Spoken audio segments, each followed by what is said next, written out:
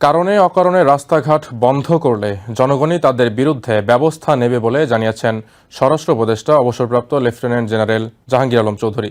এছাড়া থানা বা কারাগারে হামলার মতো দু একটি ঘটনা ঘটতেই পারে বলে মনে করেন তিনি।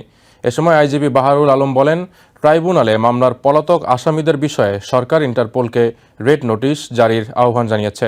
বুধবার গুলশানে পুলিশ প্লাজা কনকর্ডের নৌ পুলিশ সদর দপ্তরে আয়োজিত এক অনুষ্ঠানে এসব কথা বলেন তারা। জুলাই গণঅভ্যুত্থানে ছাত্র জনতার আন্দোলনের সময় গণহত্যা সহ মানবতা বিরোধী অপরাধের মামলায় আন্তর্জাতিক অপরাধ ট্রাইব্যুনাল ১১০ জনের বিরুদ্ধে গ্রেফতারি পরোয়ানা জারি করলেও এখন পর্যন্ত গ্রেফতার হয়েছে মাত্র ৩৫ জন আসামি।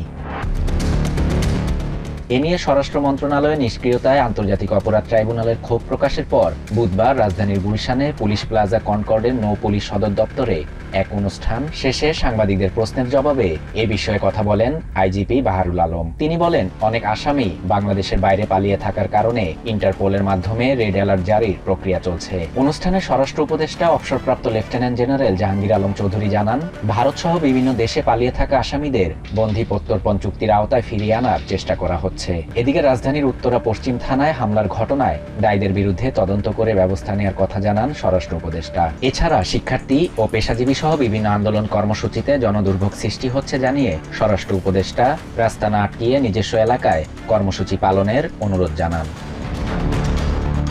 Shahriar Shafat, TVN 24 news desk. New York থেকে সম্প্রচারিত টিভিএন 24 টেলিভিশন বিশ্বজুড়ে বাঙালির কণ্ঠস্বর।